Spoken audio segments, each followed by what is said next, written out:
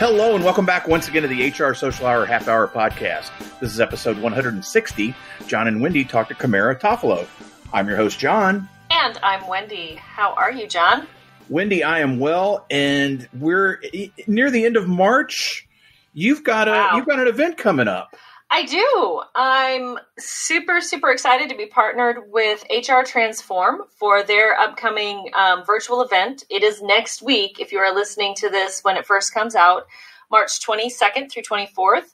It is a free event, and I will be moderating a panel about virtual onboarding, which I'm really excited to dive into. But HRTransform has been doing a lot of virtual events and roundtable discussions and lots of stuff like that to keep the community engaged. And I'm just stoked to be a part of them virtually, and hopefully in person in 22.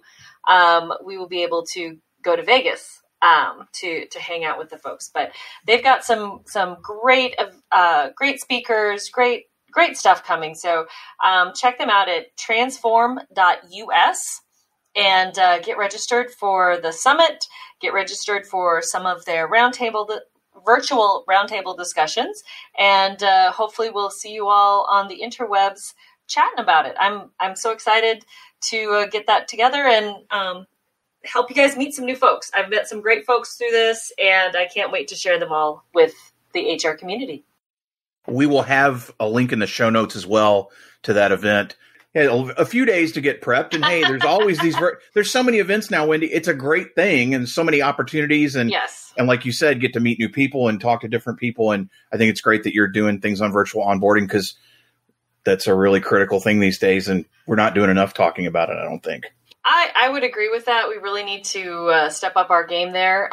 So really excited to share this with everybody, and I hope that you all join us and get a lot out of it. Well, I'm excited about tonight's guest, Wendy. I think this is our latest Canadian guest, if I recall correctly. We love having our friends from the North involved because we love this international base that we have. I'm excited to speak. I'm not actually, but before you got on, it's the first time that Kamara and I had a chance to talk. But I know you've spent some time together, and let's make the introduction and get started. Yes. Had a great chat with Kamara a couple of weeks ago. So excited to introduce her to all of you. She is a resume writer, a LinkedIn consultant, and a job search strategist who helps her clients worldwide dare to do work differently. Kamara has worked with high-achieving professionals from Canada, the U.S., the UK, Australia, Japan, India, UAE, and Brazil, to name a few. She was recognized as a LinkedIn top voice in 2020 and was also named by JobScan as a top job search expert to follow on LinkedIn in 2019 and 2021. She has been featured in major media, including Forbes, Business Insider, Inc., the Wharton School of Business Radio, and LinkedIn News, among others. Prior to making her mark in career development, Kamara spent 12 years in financial services and technology industries working for SMBs and Fortune 500 companies. Well, Kamara, welcome to the HR Social Hour. We are so excited to have you here. Our first question, as always, what is in your glass?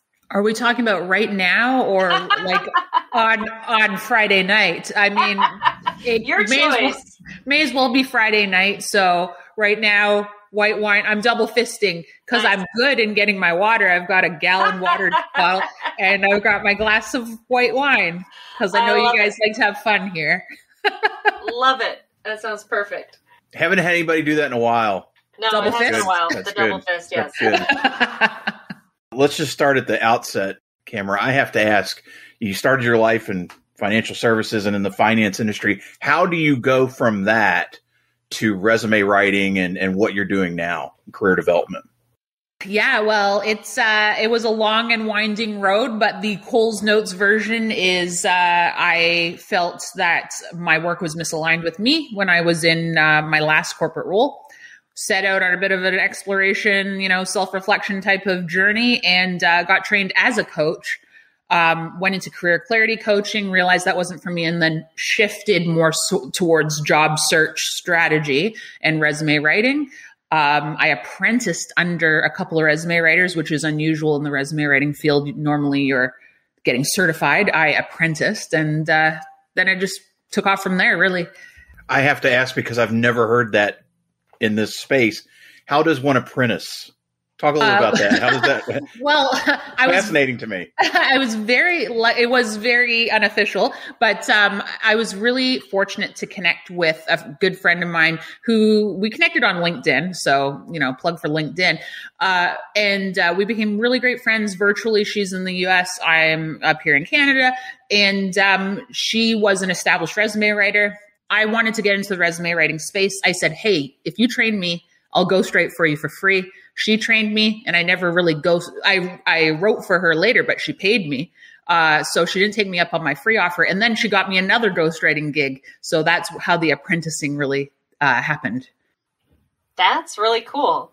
Well, and for us, a lot of the people that we talk to, they fell into HR. They didn't make that as a conscious choice. And you made the conscious choice to go into the resume writing field, which is interesting. I did. Thank you. I also think it's great to note, though. I think your story is interesting from the standpoint that not only did you decide that's what you want to do, but you were willing to do the free. Like so many of us, we encourage people like, go try this, or if you get the opportunity, because you just don't know where it may go. Yeah. True. So true. Love it. So since you are on the applicant side of the HR world, let's talk about that a little bit. And what, in your opinion, is something that talent acquisition professionals can do to make the selection process easier on candidates? And this is, we're not going to get into technology. We're not going to go into configuring anything, but there are things we can do that are outside of the ATS. So what are some things that you would recommend? So of course, won't go there with the ATS, but I think it really comes down to transparency. I mean, you can't tell everybody everything about the selection and the hiring process, but as much as can be shared with candidates really helps them know where they stand and not feel as though they're in the dark, or that maybe they've been ghosted. That's a big complaint from candidates or job seekers. So to be as transparent as possible throughout the process. Another big issue I see with kind of some crossed wires is a lot of job seekers think that they should be receiving feedback on their actual application process. But we know that they're, in HR and recruiting, your hands are kind of tied with what you can say without kind of incriminating yourself. And so, I'd really encourage talent acquisition folks to be a little clearer with what they can and cannot say from a feedback standpoint. So if you can't give feedback, make that known if you can. That's really good advice to, here's what we're going to be able to tell you. And I've talked about transparency in the past in the talent acquisition process. So 100% there with you. Kamara, I found it interesting. We mentioned in your bio that you were a LinkedIn top voice. I'm not a big LinkedIn fan. I've made no bones about that. I'm always trying to learn because I recognize there is value there. It's just never really hit me. Twitter's my thing. I fully acknowledge that. But I'm down with Twitter. But I guess, how did you learn to really learn how to leverage LinkedIn and how to make it work for you? And if someone is looking to boost their visibility and get more recognition there, what's one thing that you would recommend that they could do immediately, low cost, no cost, to increase their presence there? With LinkedIn, I would say I was a bit of an early adopter with LinkedIn. I got on the platform well before I was in the career space. And so for me, it was just a lot of tinkering with LinkedIn and then realizing that I had a pretty good handle on it. And then I started offering it as a service. That's kind of how I got more involved in LinkedIn. And then I realized, I can do video. I can do LinkedIn Live. And so I just started trying out the different features and then sort of carved out a bit of a niche for myself. But in terms of what people can do on LinkedIn that's no cost, I would really encourage LinkedIn users to amplify their visibility, basically to get the most ROI for time spent on LinkedIn and effort invested in LinkedIn, is to make sure that you're regularly commenting on other people's content. LinkedIn really treats that as a high value interaction. for logical reasons. Comments keep the conversation going, which keeps eyeballs on LinkedIn, which means they can throw more ads in front of you. So it's very much in LinkedIn's best interest to reward you with some visibility. So that's what I would recommend. How have you seen, I'm curious, with LinkedIn Live and some of the things that they continue to play with the system, and like you said, to be an early adopter, believe it or not, I was actually on LinkedIn. When did it start? 04, 05? So I was on LinkedIn literally at 06 to 09. And I left the job I was in, and I deleted my account because I went into a union job, and I wasn't going to be talking to me. Well, silly me. So I didn't have an account from 09 to 2013. It obviously has continued to change, even week to week, month to month. What excites you, or where do you see the platform going with some of the things that they've come up with, particularly last year? In the last year, I was very excited about LinkedIn adopting stories. A lot of people will disagree with me on that. But for me, having, I believe the minimum threshold is having 5,000 followers, which I've met that minimum. I can easily link out to other content. So I get the swipe up feature that's so coveted in Instagram stories and is much harder to get in Instagram stories, but I got it on LinkedIn, so I'm using it. So I like that. I can drive people out to my YouTube videos, drive people out to whatever I want. So I love that. I really like my absolute favorite feature that LinkedIn has added as of late. No, I have two favorites. One is the mobile name pronunciation tool. So it's only on mobile as far as I know. So I use that because my name is commonly mispronounced. And so I like to prime people to learn how to pronounce my name if they're nervous about it. So there's that, but also the featured section, which has so many uses because it's a great kind of like portfolio that you can use that lives on LinkedIn. So you don't have to send people out to a separate portfolio. So I'm loving that too. That's really cool. So I learned something about LinkedIn tonight. I know I should be commenting more. I know that's one thing I don't do enough on LinkedIn to make it worthwhile for myself. So another reminder, Claire Petrie also told me that information. So we'll give Claire a shout out, but I do have to get better at that. Great idea, Claire. We were talking about, you're on YouTube, you're doing videos, and so how did you get started with that speaking? And love your YouTube videos. Thank if you. People aren't watching them, they're gonna love them too. But thank you. You have a great sense of humor. I love it. So tell us a little bit about what led you to start speaking, going down the YouTube video route. Speaking has been something that I've been doing even since I was a child. I was always competing in our elementary school public speaking competitions and always getting runner up, which is like something that I can't let go of even to this day. Always runner up. And I remember the name of the girl who always got first place. But anyway, so always getting run. Why we could be friends. Yeah. So always getting runner up, but that didn't, ruin my passion for public speaking. So that came first. I did the whole Toastmasters thing. That's not really my jam, but so speaking came first, and then the videos came. So I really got into video more so on LinkedIn before YouTube. YouTube is a bit of a new development for me. I was using YouTube to park my LinkedIn videos. But once LinkedIn started to hate video for some odd reason, I realized I needed to look elsewhere to get the proper reach, because my whole motivation for videos is to help job seekers, to give them free content that will help move the needle in their job search. And so when I wasn't getting the reach on LinkedIn, I knew I had to go somewhere where I could control that better. And that's where YouTube came in, because you can control like the SEO and stuff like that, and technical stuff. And then my channel kind of grew a bit more from there. We've become fans of the fact that we can crowdsource questions. Makes our job a little bit easier. Wendy always says we're letting everybody else do. We still do the majority of the work. However, it is interesting to find out what other people have on their minds. Previous guest, Raphael Crawford Marks, asked, what's an emerging trend in HR career development that really excites you?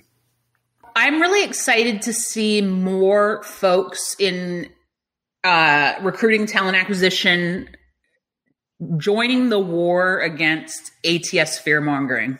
Like, I'm really pleased to see this because there's just so much bad information out there that people are exploiting for marketing purposes. And it drives me crazy. It makes me angry because they're causing job seekers to lose money, lose time, lose faith in the process. I'm just glad to see more hiring professionals getting involved in this war, rolling up their sleeves and giving job seekers the truth about the ATS. Have to agree with you on that one. I don't know where those rumors started, and we need to squash them. Yes. Kamara, it is now time for everyone's favorite part of our show, the half-hour question connection. What career did you dream of having when you were a child?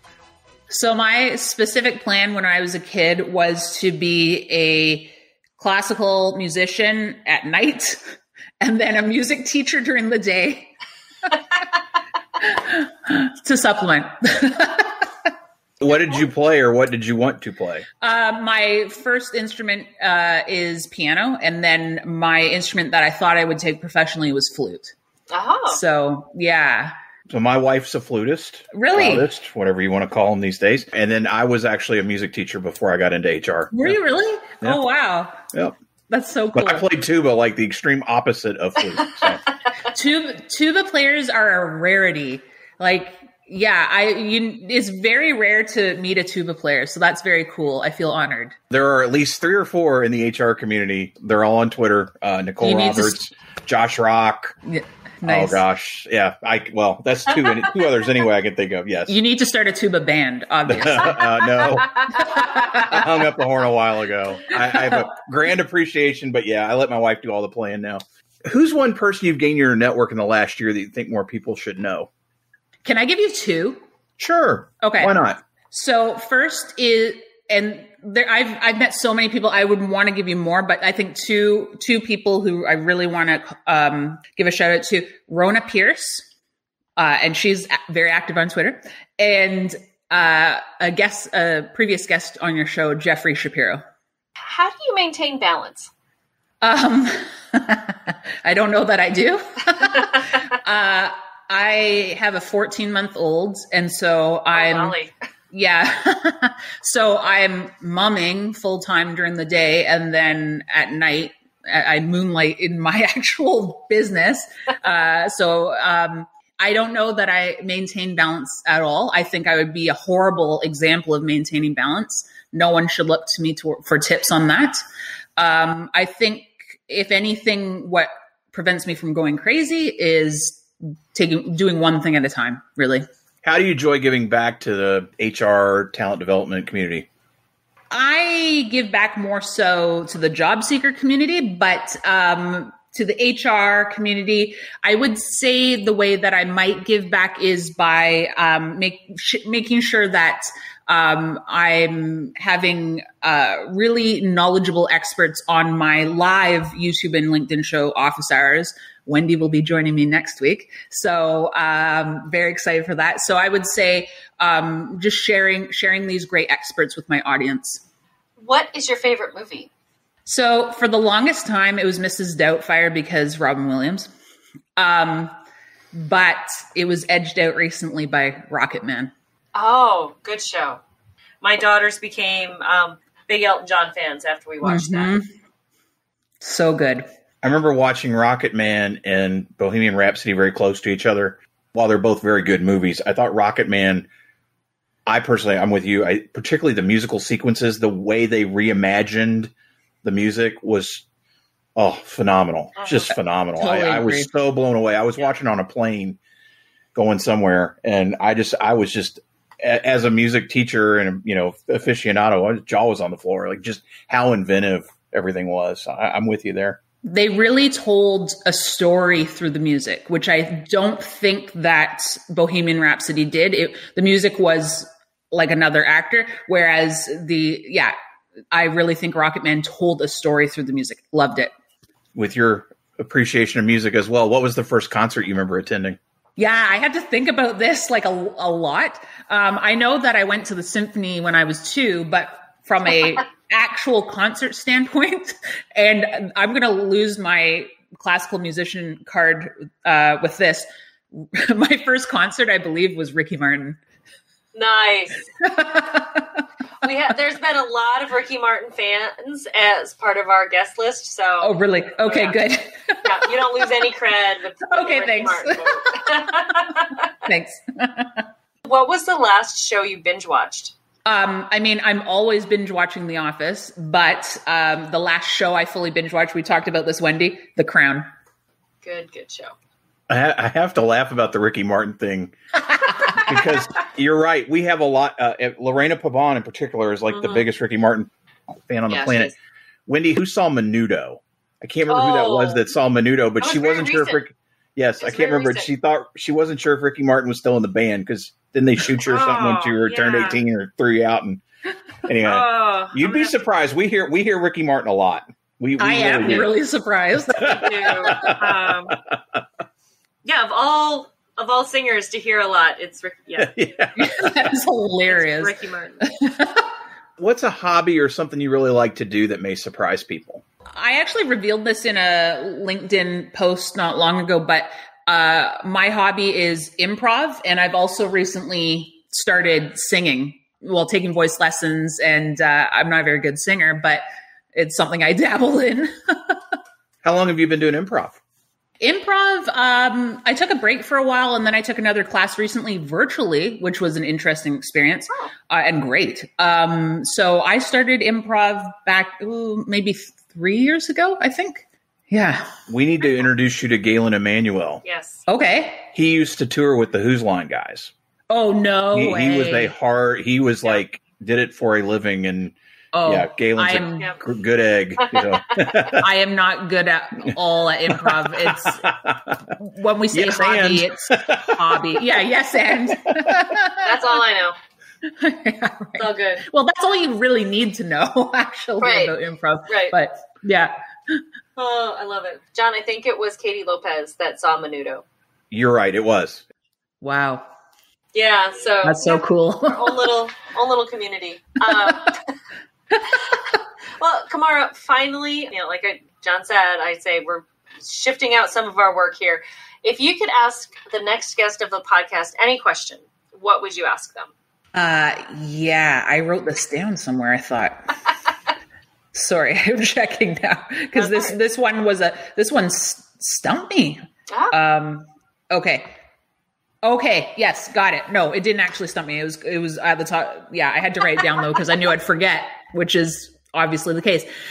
So today on Clubhouse, Amy Miller and Robert Kenward and I, we had a room going on, and we were talking about the gender pay gap and gender bias in hiring. So my question to the next guest would be, how can we reduce gender bias in hiring and close the gender pay gap?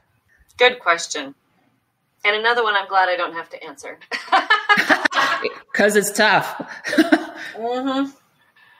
That is a tough one, but it's a good one, and I think we need to talk about it.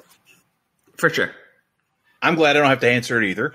But we will certainly have that now in the mix as we continue to talk to folks. And can't thank you enough for coming in and taking part with us tonight. And certainly appreciate you sharing your insights, particularly on LinkedIn, because I got to get there somehow. But for those listeners that don't know you, what's the best way for them to reach you out there? Social media, your website, LinkedIn, whatever it is. What's the best way for them to get in touch? Well, I am Kamara Toffolo everywhere. So KAMARATOFFOLO everywhere. So LinkedIn is probably the best platform that people can reach me on, followed by Twitter, followed by YouTube, followed by Instagram, followed by Clubhouse. Hunt you down in person, Yeah, basically. Knock on my door. We will have most of that in the show notes. And then, Wendy, how about you? Best way for listeners to find you out there? Best way, as always, on my blog, mydailyjourney.com. Daily D as in dog, AILEY. And of course, the second and fourth Sunday of each month at 7 p.m. Eastern Time, you will find me on Twitter as part of our twice monthly Twitter chat. How about you, John? JohnThurman.com for all things John Thurman, and for the show, HRSocialHourPodcast.podbean.com. Listen and share. That's all we ask. International listeners, we have another international guest. We love talking to all of you. You want to talk about LinkedIn? You want to talk about resume writing? Whatever it is, whatever you do out there and wherever you're doing it, get in touch. Let's talk. We'd like to do that. Kamara, again, really appreciate being with us. So for the HR Social Hour Half Hour Podcast, I'm John. And I'm Wendy. And as always, be sure to connect, give back, and network. Take care, everybody. We'll see you soon.